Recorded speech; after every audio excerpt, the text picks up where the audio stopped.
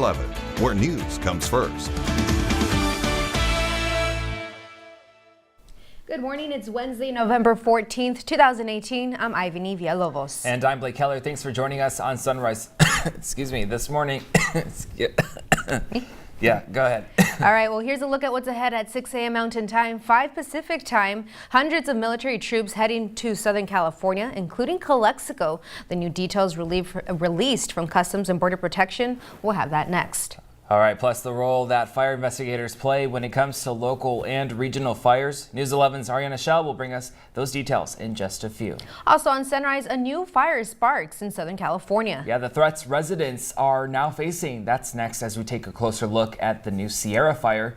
All this and more as Sunrise starts now. Again, thanks for joining us this morning. We'll get to those top stories in just a bit. I'll get to my glass of water. So Ivany, take it away. All right, I'll take it. Yeah, no worries. Okay, so let's take a look at your RV World Yuma Skycam to start off your weather for this Wednesday morning for us here in the desert Southwest. So we still have some dry conditions for us here this morning continuing, and that is expected to continue as we head into the end of the week with some light winds as well. Those wind conditions are easing down for us here. We're seeing breezy conditions from 10 to 15 miles per hour. But let's take a look at your current temperatures to start off your day. It's off to a chilly start. You're definitely going to need a sweater this morning, maybe a beanie if you are very sensitive to the cold weather, and some gloves because it's really chilly out there. Anyways, 52 are your temperatures for us here in Yuma, 48 in the YPG area. We're looking at also the 40s in El Centro and Imperial. 47 are those temperatures in Blythe.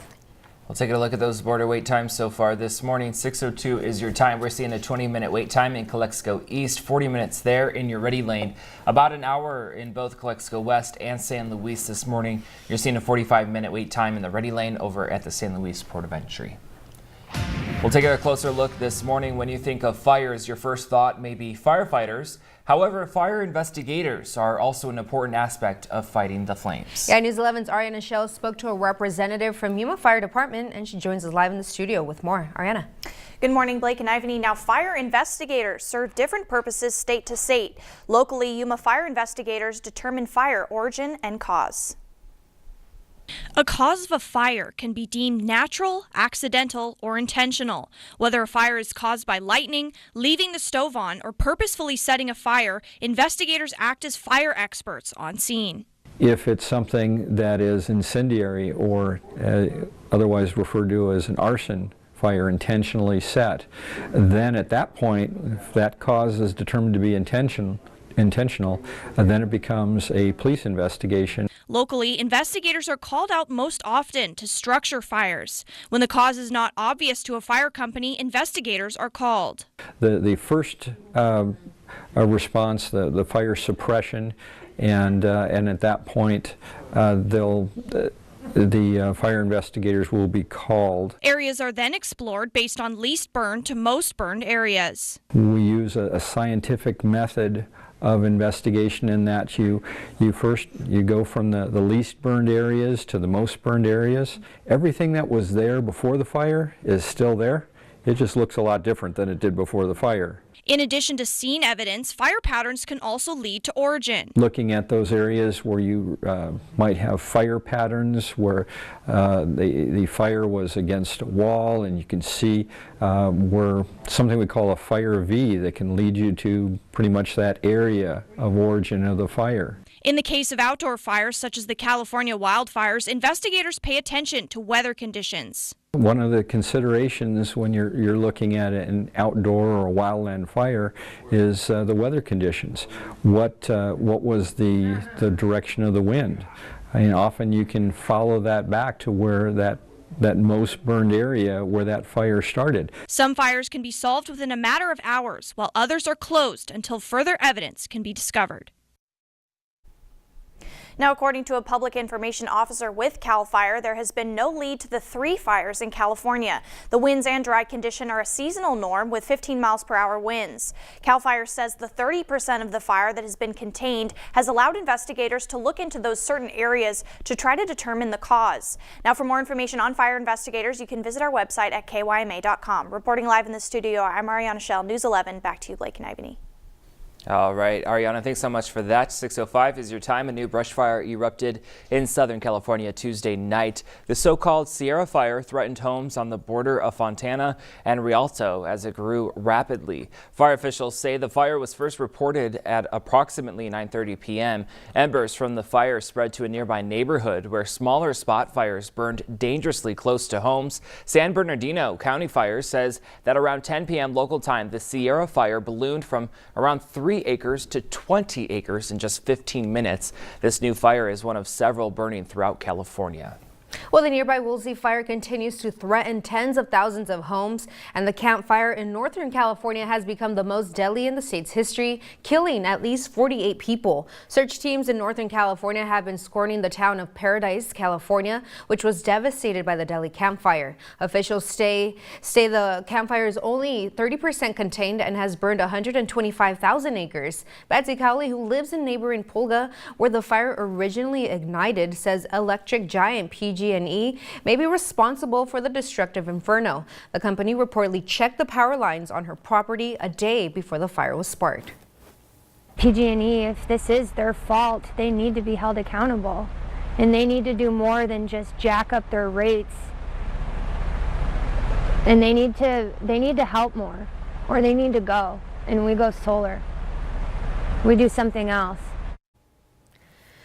Now, authorities are not certain what caused the blaze, but power equipment in the area is being investigated as a possible source. The Camp Fire is one of 3 major wildfires burning in the state. Well, the Yuma Fire Department has deployed 4 of their men to battle the blazes in Southern California that has left thousands to evacuate and leaving more than 7,000 structures burned. This is the second deployment Yuma Fire Department has done just this year alone. The first one was back in July in Alpine, California, and now the wildfire that has devastated Southern California. Just this past Friday, a group of Yuma firefighters were deployed to the Camp Fire in Paradise, California, but were redirected to the Woolsey Fire in Northern California. Yuma firefighters are expected to return back home in the next 2 weeks, but that can change at any time. Well, developing this morning, hundreds of military troops are heading to Southern California, including Calexico, to help protect the border with the arrival of the Migrant Caravan. Now, it's all in part of Operation Secure Line. Customs and Border Protection released new information on how agents will work alongside military troops with the arrival of the Migrant Caravan. Border Patrol agents say that they are expected to abide by the law when treating individuals in the Migrant Caravan. CBP officials say the safety and of residents and agents is their top priority. If we have a group of thousands of migrants that show up at our border, we will not deny them entry into our borders, but we will ask them to wait. And using queue management as a process for an orderly flow of migrants into our country. The military will also serve as a supporting role in the operation. And according to military officials, almost 6,000 troops have been deployed along the U.S.-Mexico border. Well, Defense Secretary Jim Mattis is expected to visit the Texas border today, where troops are helping erect barriers and helping border security. Secretary Mattis's visit comes as a caravan of migrants from South America are making their way to the U.S.-Mexico border. Of the near 5,800 troops assigned to help secure America's border, 1,000 of them are stationed in Texas. Now, the cost of the border mission is still unknown, but Secretary Mattis says the public will be updated on costs as they become known. Well, police shot and killed a robbery suspect who led them on a wild car chase in Glendale, Arizona. Video shows the suspect dodging through traffic for about an hour before his car was T-boned at the end of the chase. Nicole Valdez has the story. Oh, my heart was pounding. It was scary. Teresa Cordova says she walked out of her apartment at the wrong time. I ran right back. Like, my mom was right behind me. I ran right back to my door and just started hiding. Bullets flying as Phoenix officers finally cornered a man they say they chased for almost an hour after he's accused of robbing a business near 32nd Street and Thomas. That suspect was wanted in several other armed robberies, to include a carjacking. The man behind the wheel leading officers on a wild pursuit, dodging through traffic, leading cops from Central Phoenix to Glendale. Maybe about 30 cop cars. After several smoke bombs and shots fired, Glendale police say the man was killed just underneath this covered parking area. But he wasn't alone when officers drew their weapons. There was kids outside. There's actually kids right there by the gate when they started shooting. Police even asking for backup. I've got about 50 people out here that are literally right on top of the scene trying to get all these people back. Hours later, witnesses say the body of the man police were after and the gruesome scene were left for all to see. The man's body was just laying there uncovered, bleeding, and kids were just videotaping it, seeing it. Well, no officers were injured in that incident. Yeah, it's still unclear if the suspect opened fire on police before being shot. Well, taking a local look back here, a group of animal lovers have turned their passion for pets into an organization that helps animals in need. Yeah, Dollars for Dogs and Cash for Cats is hosting a fundraiser this week, selling decorated Christmas trees and auction items as well. Now, this event will provide the community with a way to get a fully decorated tree that provides funds for a good cause. Today through Friday from 10 a.m. to 6 p.m., the public is invited to Yuma Senior Living Center on 4th Avenue to view the decorated Christmas trees and auction items available. It's just in time for holiday shopping. Gift items will include centerpieces, jewelry, gift certificates, and much more. Then on November 17th from 3 to 7, there will be a reception and live auction. There will also be a guest presentation by the San Luis Police Department and their K-9 team. Yeah, the group has been working to raise money towards bulletproof vests for the San Luis Police Department K-9s, which can cost up to $1,200. Ooh, that's pretty pricey. All right, well, have you entered for Firehouse Fridays? Each Friday during our show, we will announce a winner of a Firehouse Subs catering platter. All you have to do to win is enter at KYMA.com.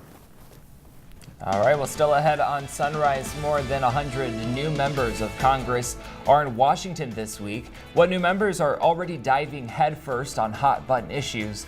We'll meet them coming up in politics. And in your News 11 Healthline reports, more confirmed cases of that polio-like illness affecting children across the country. How many new cases we're seeing this morning? That's still to come. And also on Sunrise, we're taking a look at your Wednesday weather forecast for today, what the wind conditions will be like as we head into this afternoon hours, and more after the break.